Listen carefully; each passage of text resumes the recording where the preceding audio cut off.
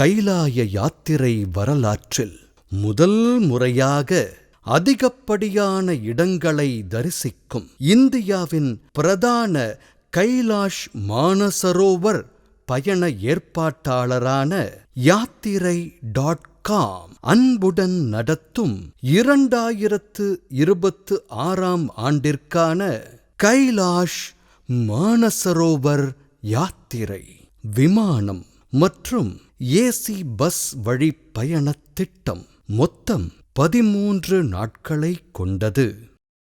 பயண நாள் 1 அதிகாலை 6 மணிக்கு சென்னை அல்லது இந்தியாவில் உள்ள பிற நகரங்களில் இருந்து விமானம் மூலம் புறப்பட்டு டெல்லி வழியாக மதியம் 3 மணி அளவில் நேபாள நாட்டின் தலைநகரான காத்மாண்டுவை சென்றடைகிறோம். காத்மாண்டு விமான நிலையத்தில் எங்களது அலுவலகப் பணியாளர் மற்றும் தமிழ் பேசும் கைடை சந்தித்து காத்மாண்டு விமான நிலையத்தில் இருந்து ஏசி பஸ் மூலம் புறப்பட்டு காத்மாண்டு நகரில் உள்ள 3 அல்லது 4 நட்சத்திர ஹோட்டலில் செக்-இன் செய்து தங்குகிறோம். சிறிது ஓய்வுக்குப் பின் மாலை காத்மாண்டு நகரில் நாம் தங்கியுள்ள ஹோட்டலில் நடைபெறும் கைலாஷ் மானசரோவர் யாத்திரை பற்றிய கலந்துரையாடல் நிகழ்ச்சியில் கலந்து கொள்கிறோம். இந்த கலந்துரையாடல் நிகழ்ச்சிக்குப் பின் நாம் தங்கியுள்ள ஹோட்டலில் இரவு உணவை முடித்துவிட்டு இரவு தங்குகிறோம்.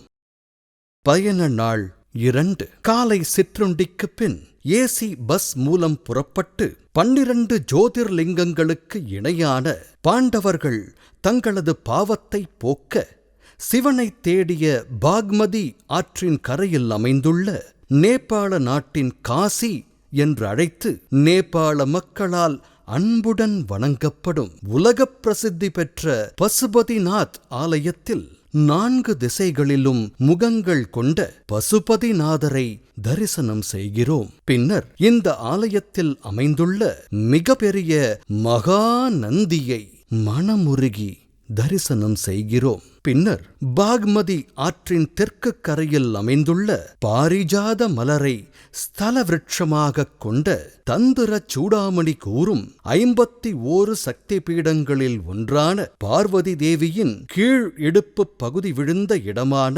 குஹேஸ்வரி சக்தி பீடத்தில் தரிசனம் செய்கிறோம். பின்னர் காத்மாண்டு நகரில் புதனில் கந்தா ஆலயத்தில் அமைந்துள்ள தண்ணீரில் மிதக்கும் ஜலநாராயணப் பெருமாளை தரிசனம் செய்கிறோம். பின்னர் காத்மாண்டு நகரில் சுயம்பு மச்சைத்திய ஸ்தூபா மற்றும் பௌத்த ஸ்தூபா ஆகிய ஸ்தூபாக்களை தரிசனம் செய்தபின் நாம் தங்கியுள்ள ஹோட்டலில் இரவு உணவை முடித்துவிட்டு இரவு தங்குகிறோம். பயண நாள் 3 காலை 8 மணியளவில் நாம் தங்கியுள்ள காத்மாண்டு ஹோட்டலில் காலை சிற்றுண்டியை முடித்துவிட்டு காத்மாண்டு நகரில் இருந்து ஏசி பஸ் மூலமாக 130 கிலோமீட்டர்கள் மிதமான சாலைகளின் வழியே 6 மணி நேரம் பயணம் செய்து கடல் மட்டத்தில் இருந்து 8000 அடி உயரத்தில் அமைந்திருக்கும் நேபாள நாட்டின் எல்லைப் பகுதியான சியாப்ருபேசி என்ற சிறிய நகரத்தினை சென்றடைகிறோம். சியாப்ருபேசி நகரில் உள்ள ஹோட்டலில் செக்-இன் செய்து இரவு உணவை முடித்துவிட்டு இரவு தங்குகிறோம். பயண நாள் 4 காலை 9 மணியளவில் நாம் தங்கியுள்ள சியாப்ருபேசி ஹோட்டலில் காலை சிற்றுண்டியை முடித்துவிட்டு சியாப்ருபேசி நகரத்தில் இருந்து ஏசி பேருந்தின் மூலமாக 2 மணி நேரம் பயணம் செய்து நேபாள சீன எல்லைப் பகுதியான ராஸ்வகாடி என்ற இடத்தை சென்றடைகிறோம். நேபாள நாட்டு எல்லையைக் கடந்து திரிசூலி நதி ஆற்றின் மீதுள்ள புதிய பாலத்தினை மெதுவாக கடந்து சீன நாட்டின் எல்லைக்குள் செல்கிறோம். சீன எல்லையில் சீனாவின் இமிகிரேஷன் மற்றும் கஸ்டம்ஸ் ஃபார்மாலிட்டிஸை முடித்துக்கொண்டு அங்கிருந்து சுற்றுச்சூழலுக்கு ஏற்றவாறு வடிவமைக்கப்பட்ட ஏசி பேருந்தின் மூலமாக சுமார் 1 மணி நேர பயணத்திற்கு பின் கடல் மட்டத்தில் இருந்து 12,300 அடி உயரத்தில் அமைந்திருக்கும் கெருங் என்னும் சிறிய நகரை சென்றடைகிறோம். கெருங் நகரில் உள்ள ஹோட்டலில் செக்-இன் செய்து இரவு உணவை முடித்துவிட்டு இரவு தங்குகிறோம். பயண நாள் 5. காலை 9 மணியளவில் கெருங் நகரில் நாம் தங்கியுள்ள ஹோட்டலில் காலை சிற்றுண்டியை முடித்துவிட்டு சுற்றுச்சூழலுக்கு ஏற்றவாறு வடிவமைக்கப்பட்ட பேருந்தின் மூலமாக சாகா நகரினை நோக்கி இன்றைய பயணத்தை துவங்குகிறோம். செல்லும் வழியில் உலகில் உள்ள உயரமான மலைகளில் 14ஆம் இடத்தில் இருக்கும் சிஷாபங்கா மலையையும் கௌரி சங்கர் மலையையும் மற்றும் அங்குள்ள மற்ற மலைகளையும் திபெத்தின் இயற்கை அழகையும் ரசித்த வண்ணம் 250 கிலோமீட்டர் பயணம் செய்து சீனாவின் திபெத் பகுதியில் 16,500 அடி உயரத்தில் அமைந்துள்ள முக்கிய நகரமான சாகா என்னும் நகரினை சென்றடைகிறோம்.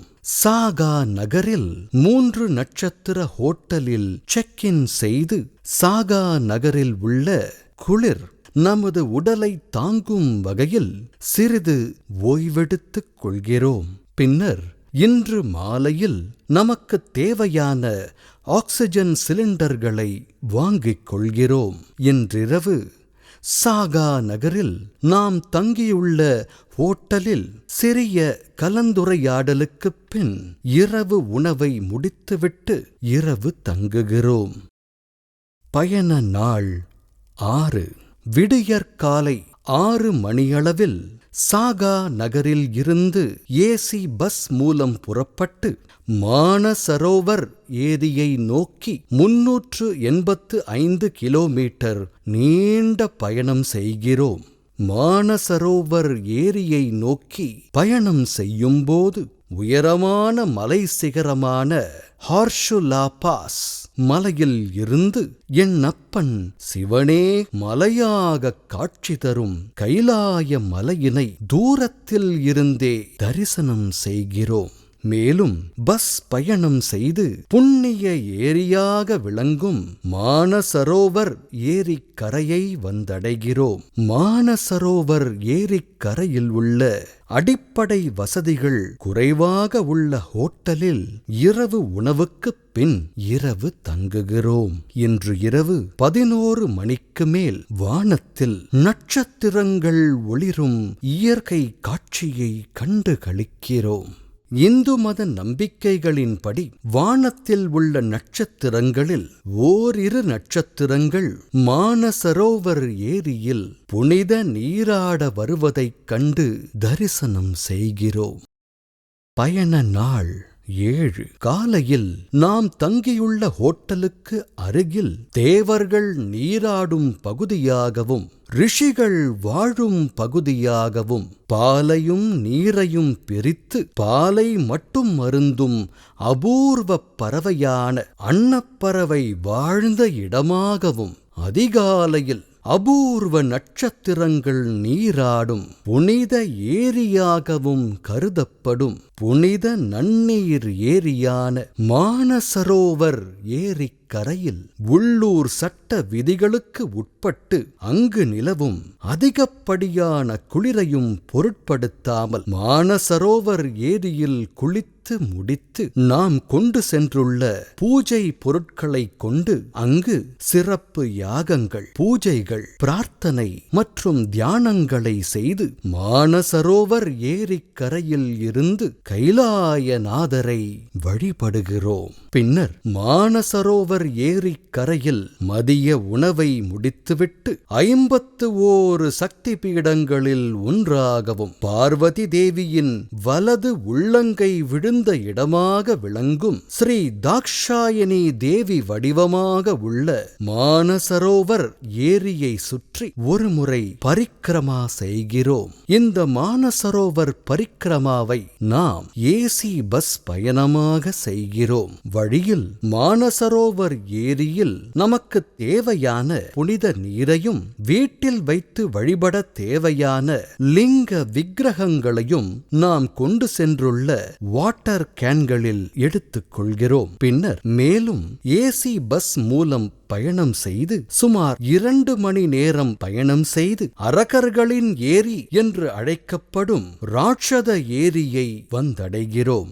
ராவணன் சிவபெருமானை நோக்கி கடுந்தவம் புரிந்தபோது சூரியனின் வெப்பக் கதிர்களால் ராவணனின் உடம்பில் இருந்து வியர்வைகள் சிந்தி இந்த ஏரியில் கலந்ததால் நல்ல தண்ணீரை கொண்டிருந்த இந்த ஏரி உப்பு நீராக மாறி உவர் நீர் ஏரியாக திகழ்கிறது. ராவணன் ஏரியை தரிசனம் செய்தபின் மேலும் ஏசி பஸ் மூலம் 2 மணி நேரம் பயணம் செய்து கைலாயத்தின் தெற்கு முகத்தின் அடிவாரப் பகுதியான டார்ச்சன் நகரினை வந்தடைகிறோம். டார்ச்சன் நகரில் உள்ள 3 ஸ்டார் ஹோட்டலில் செக் இன் செய்து கொள்கிறோம். இன்று இரவு டார்ச்சன் நகரில் நடைபெறும் கலந்துரையாடல் நிகழ்ச்சியில் கலந்து கொள்கிறோம். பின்னர் இரவு உணவை முடித்து டார்ச்சன் நகரில் உள்ள 3 ஸ்டார் ஹோட்டலில் இரவு தங்குகிறோம். பயண நாள் 8 காலையில் நாம் தங்கியுள்ள டார்ச்சன் ஹோட்டலில் காலை சிற்றுண்டியை முடித்துவிட்டு மதிய உணவை பார்சலாக பெற்று கொண்ட பின் கைலாய மலையின் அடிவாரமாக இருக்கும் டார்ச்சன் நகரில் இருந்து ஏசி பஸ் மூலம் புறப்பட்டு 7 கிலோமீட்டர் பயணம் செய்து கைலாய மலையின் தென்மேற்கு பகுதியான யமத்வார் பார்க்கிங் பகுதியை வந்தடைகிறோம். கைலாய மலையை சுற்றி பரிக்ரமா எனப்படும் கைலாய கிரிவலத்தை நடந்து செல்ல முடியாதவர்கள் அவரவர் சொந்த செலவில் குதிரை மற்றும் போர்ட்டரை இங்கு எடுத்துக் கொள்ளலாம். இந்தியாவில் 12 வருடங்களுக்கு ஒருமுறை நடைபெறும் மகா கும்பமேளாவைப் போல் திபெத்தில் 60 ஆண்டுகளுக்கு ஒருமுறை வரும் நெருப்பு மற்றும் குதிரை ஆண்டில் கைலாய மகா கும்பமேளாவில் பங்கு பெற்று ஒரு முறை கைலாய மலையை சுற்றி வந்து பரிக்ரமா செய்தால் 13 முறை கைலாய மலையை சுற்றி வந்து பரிக்ரமா செய்த புண்ணியத்தை அது வழங்கும். சிறப்புமிக்க 2026 ஆண்டின் கைலாய கிரிவலத்தை யமத்வாரில் இருந்து துவங்குகிறோம். யமத்வார் பார்க்கிங் பகுதியில் இருந்து 1 கிலோமீட்டர் நடை பயணம் செய்து கைலாய மலையின் தென்மேற்கு பகுதியில் ஸ்கை பரியல் கிரவுண்டின் தெற்கு பகுதியில் அமைந்திருக்கும் யமனின் ஆலயமான யமத்வார் ஆலயத்தை 3 முறை சுற்றி வந்து வணங்கி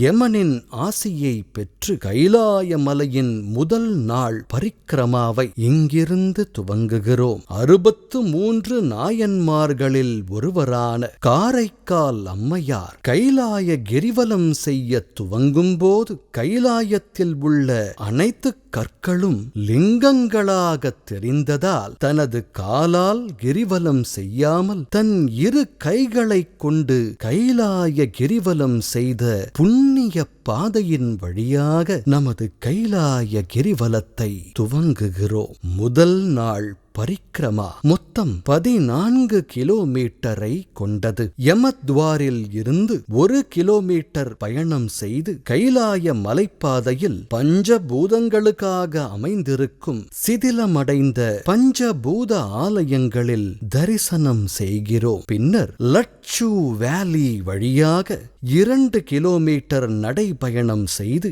பத்மாசுரன் சிவபெருமானை நோக்கி தவம் செய்த பாறை இடுக்கினை தூரத்தில் இருந்து தரிசனம் செய்கிறோம். பின்னர் இலங்கையின் அரசன் ராவணனால் பிரதிஷ்டை செய்யப்பட்ட ராவண லிங்கத்தை தூரத்தில் இருந்து தரிசனம் செய்கிறோம். மேலும் இந்துஸ் நதியின் மூலமாக விளங்கும் லட்சு நதியின் வழியாக நடைபயணம் செய்யும் போது பார்வதி தேவியின் அரண்மனையாக இருக்கும் தாரா பேலஸ், லட்சுமி தேவியின் அரண்மனையாக இருக்கும் அமிதாயுஸ் பேலஸ், சரஸ்வதி தேவியின் அரண்மனையாக இருக்கும் விஜயா பேலஸ் ஆகிய பெரிய பாறை உருவங்களை தூரத்தில் இருந்து தரிசனம் செய்கிறோம். மேலும் 3 கிலோமீட்டர் நடை பயணம் செய்து கைலாயத்தின் கோர முகம் என்று அழைக்கப்படும் மேற்கு முகத்தினை தரிசனம் செய்கிறோம். பின்னர் அருகில் புண்ணிய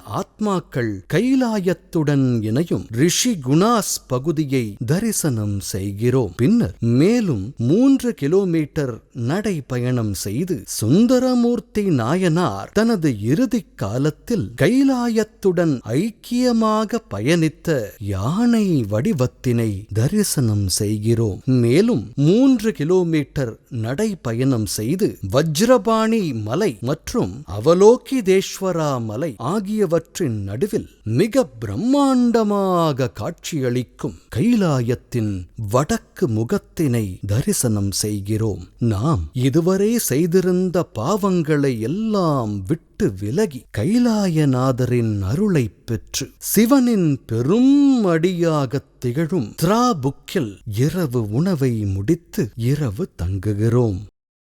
பயண நாள் 9. விடியற்காலை. திராபுக்கில் சூரியன் உதயமாகும் போது சூரியனின் திருக்கரங்கள் கைலாயமலையின் மீது பட்டு கைலாயநாதர் தங்க விக்கிரகம் போல மென்னும் பொன்னார் மேனியின் தரிசனம் செய்கிறோம். பின்னர் திராபுக்கில் நாம் தங்கியிருந்த ஹோட்டலில் காலை உணவை முடித்துவிட்டு ராவணன் கைலாயத்தை இலங்கைக்கு கொண்டு செல்ல முயற்சித்த போது சிவபெருமானின் இடது கால் கட்டை விரலால் மாட்டிக்கொண்ட இலங்கையின் அதிபதி ராவணனின் தலைக்கணத்தை போக்கிய சரண் ஸ்பர்ஷை தூரத்தில் இருந்து தரிசனம் செய்து கொள்கிறோம். 2ஆம் நாள் பரிக்கிரமா செய்ய முடியாதவர்கள் நடந்தோ அல்லது அவர்கள் வந்த குதிரை மூலமாகவோ அல்லது அவரவர் சொந்த செலவில் ஜீப் மூலம் 14 கிலோமீட்டர் பயணம் செய்து யமத்வாரை வந்தடைந்து கைலாயத்தின் அடிவாரப் பகுதியான டார்ச்சன் நகரில் உள்ள ஹோட்டலில் தங்கிக் கொள்ளலாம். பின்னர் கைலாயமலையின் வடக்கு முக பகுதியான திராபுக்கில் இருந்து நடந்தோ அல்லது அவர்கள் ஏற்கனவே பயணித்து வந்த குதிரை மூலமாக 2ஆம் நாள் பரிக்கிரமாவை துவங்குகின்றோம். இன்றைய பயணம் மொத்தம் 22 கிலோமீட்டர் கடந்து செல்ல வேண்டும். திராபுக்கில் இருந்து 2 கிலோமீட்டர் பயணம் செய்து குபேர பர்வத மலையை கடந்து செல்வங்களை அள்ளி தரும் குபேரனுடன் சிவபெருமான் இருக்கும் கைலாய மலையின் கிழக்கு முகத்தினை தரிசனம் செய்கிறோம். பின்னர் மேலும் 2 கிலோமீட்டர் பயணம் செய்து இந்த கைலாய கிரிவலத்திலேயே மிகவும் கடினமான 18,500 அடி உயரத்தில் டோல் மாலா பாஸ் எனும் உயரமான மலைப்பகுதியை மிகவும் கடினப்பட்டு பரிக்கிரமா செய்கிறோம். இங்கு நாம் கொண்டு சென்றுள்ள நமது வீட்டில் உள்ளவர்களின் பெயர் மற்றும் பிடித்தவர்களின் பெயர்களை எழுதியுள்ள பட்டு துணியாலான கொடிகளை இங்கு கட்டுகிறோம். பின்னர் மேலும் பயணம் செய்து பார்வதி தேவி தினமும் நீராடுவதாக கருதப்படும் புண்ணிய ஏரியாகத் திகழும் கௌரி குண்ட் ஏரியை தரிசனம் செய்து பின்னர் நமக்கு தேவையான கௌரி குண்ட் புண்ணிய தீர்த்தத்தினை வாட்டர் கேன்களில் எடுத்துக் கொள்கிறோம். பின்னர் இறங்கு முகமாக உள்ள வழியில் நடந்து சென்று கைலாய மலையின் மீது ஏறிய ஒரே நபராக விளங்கும் புத்த மத துறவியான மிளகர்பா அவர்கள் வாழ்ந்த சுதுல்புக் என்னும் இடத்தை வந்தடைந்து இரவு உணவை முடித்து சுதுல்புக்கில் உள்ள சிறிய ஹோட்டலில் இரவு தங்குகிறோம். பயண நாள் 10. அதிகாலையில் சுதல்புக்கில் இருந்து கைலாய மலையின் 3ஆம் நாள் பரிக்கிரமாவை துவங்குகிறோம். இன்றைய பயணம் மொத்தம் 8 கிலோமீட்டர். சுலபமான இறங்குமுக பாதைகளின் வழியே நடைபயணம் அல்லது அவரவர் சொந்த செலவில் குதிரை அல்லது ஜீப் மூலம் பயணம் செய்து கைலாய யாத்திரையின் 42 கிலோமீட்டர் தூர கைலாய 3ஆம் நாள் பரிக்கிரமாவை நிறைவு செய்கிறோம். பின்னர் இங்கிருந்து பஸ் மூலம் பயணம் செய்து டார்ச்சன் நகரை வந்தடைகிறோம். டார்ச்சன் நகரில் காலை உணவை முடித்துவிட்டு சிறப்பு அனுமதியை பெற்று அவரவர் சொந்த செலவில் ஜீப் அல்லது வேன் மூலமாக 8 கிலோமீட்டர் பயணம் செய்து கைலாயத்தின் தெற்குப்புற பகுதியான அஷ்டபத்தை வந்தடைகிறோம். நாம் கொண்டு சென்றுள்ள பூஜை பொருட்களை கொண்டு சிவன் மற்றும் பார்வதி தேவிக்கு பூஜை செய்கிறோம். இங்கு கைலாயத்தின் தென்முகக் காட்சியான தக்ஷிணாமூர்த்தி முகத்தினை தரிசனம் செய்து அருகில் உள்ள நந்தி மலையையும் தரிசனம் செய்கிறோம். மேலும் சிவபெருமானின் ஆவுடை என்று அழைக்கப்படும் ஆகாய கங்கையையும் தரிசனம் செய்கிறோம். பின்னர் கைலாய மலை மற்றும் மானசரோவர் ஏரி ஆகியவற்றின் நடுவில் அமைந்துள்ள ஷிலாங்கொம்பா என்னும் புத்த மடாலயத்தை சென்றடைகிறோம். புத்த மடாலயத்தில் புத்த மதத்தை மறு எழுச்சி பெறச் செய்த சாக்கிய முனிகுப்தாவின் விக்கிரகத்தை தரிசனம் செய்கிறோம். இங்கிருந்து கைலாய மலை, நாம் இருக்கும் ஷலாங்கொம்பா, பௌத்த மடாலயம் மற்றும் மானசரோவர் ஏரி ஆகிய மூன்றும் ஒரே நேர்கோட்டில் அமைந்துள்ளதைக் கண்டு தரிசனம் செய்கிறோம். அனுமதி கிடைக்கப் பெற்றால் மட்டும். பின்னர் அஷ்டபத்தில் இருந்து ஜீப் அல்லது வேன் மூலம் 8 கிலோமீட்டர் பயணம் செய்து டார்ஷன் நகரினை வந்தடைந்து நமது உடைமைகளை எடுத்துக்கொண்டு காலை 10 மணி அளவில் ஏசி பேருந்து மூலமாக புறப்பட்டு மானசரோவர் ஏரி வழியாக 390 கிலோமீட்டர் நீண்ட பயணம் செய்து கடல் மட்டத்தில் இருந்து 16,500 அடி உயரத்தில் அமைந்திருக்கும் சாகா நகரை வந்தடைந்து சாகா நகரில் உள்ள 3 ஸ்டார் ஹோட்டலில் செக் இன் செய்து இரவு உணவை முடித்துவிட்டு இரவு தங்குகிறோம். பயண நாள் 11. காலை 9 மணியளவில் சாகா நகரில் நாம் தங்கியுள்ள ஹோட்டலில் காலை சிற்றுண்டியை முடித்துவிட்டு சுற்றுச்சூழலுக்கு ஏற்றவாறு வடிவமைக்கப்பட்ட பேருந்தின் மூலமாக கெருங் நகரினை நோக்கி இன்றைய பயணத்தை துவங்குகிறோம். வழியில் உலகில் உள்ள உயரமான மலைகளில் 14ஆம் இடத்தில் இருக்கும் சிஷாபங்கா மலையையும் கௌரி சங்கர் மலையையும் மற்றும் அங்குள்ள மற்ற மலைகளையும் திபெத்தின் இயற்கை அழகையும் ரசித்த வண்ணம் 250 கிலோமீட்டர் பயணம் செய்து சீனாவின் திபெத் பகுதியில் 14,700 அடி உயரத்தில் அமைந்துள்ள நகரமான கெருங் எனும் நகரினை சென்றடைகிறோம். கெருங் நகரில் உள்ள ஹோட்டலில் செக் இன் செய்து இரவு உணவை முடித்துவிட்டு கெருங் நகரில் உள்ள ஹோட்டலில் இரவு தங்குகிறோம். பயண நாள் 12. காலை 8 மணியளவில் கெருங் நகரில் நாம் தங்கியுள்ள ஹோட்டலில் காலை சிற்றுண்டியை முடித்துவிட்டு சுற்றுச்சூழலுக்கு ஏற்றவாறு வடிவமைக்கப்பட்ட ஏசி பேருந்தின் மூலமாக காத்மாண்டு நகரினை நோக்கி இன்றைய பயணத்தை துவங்குகிறோம். சுமார் 1 மணி நேர பயணத்திற்கு பின் சீன நேபாள எல்லையை வந்தடைகிறோம். சீன எல்லையில் சீனாவின் இமிகிரேஷன் மற்றும் கஸ்டம்ஸ் ஃபார்மாலிட்டிஸை முடித்துக்கொண்டு அங்கிருந்து சீன நாட்டு எல்லையை கடந்து திரிசூலி நதி ஆற்றின் மீதுள்ள புதிய பாலத்தினை மெதுவாக கடந்து நேபாள நாட்டின் எல்லைக்குள் வந்தடைகிறோம். நேபாள நாட்டு எல்லையில் நேபாள நாட்டு இராணுவம் மற்றும் குடியுரிமை அதிகாரிகளால் நடத்தப்படும் இமிகிரேஷன் மற்றும் கஸ்டம்ஸ் ஃபார்மாலிட்டிஸை முடித்துக்கொண்டு சீன நேபாள எல்லைப் பகுதியான ராஷ்வகாட்டியில் இருந்து ஏசி பஸ் மூலம் பயணம் செய்து சியாப்ருபேசி நகரினை கடந்து சுமார் 165 கிலோமீட்டர் பயணம் செய்து காத்மாண்டு நகரினை வந்தடைகிறோம். காத்மாண்டு நகரில் உள்ள 3 அல்லது 4 நட்சத்திர ஹோட்டலில் செக் இன் செய்து இரவு உணவை முடித்துவிட்டு காத்மாண்டுவில் இரவு தங்குகிறோம். பயண நாள் 13.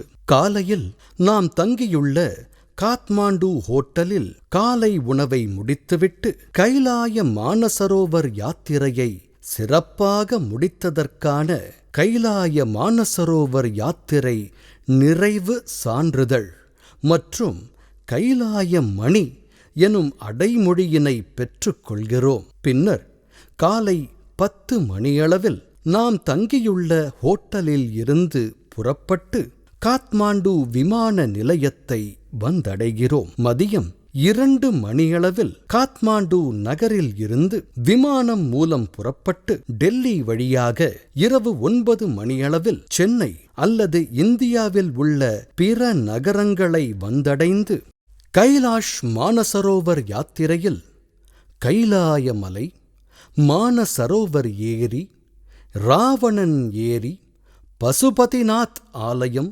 ஜலநாராயணன் ஆலயம், குஹேஸ்வரி சக்தி பீடம் மற்றும் பல்வேறு கைலாய இடங்களை 60 ஆண்டுகளுக்கு ஒருமுறை வரும் திபெத்திய நெருப்பு மற்றும் குதிரை ஆண்டில் கைலாய மலையை தரிசனம் செய்த இனிய பயண நினைவுகளுடன் அவரவர் இல்லம் நோக்கி புறப்படுகிறோம்.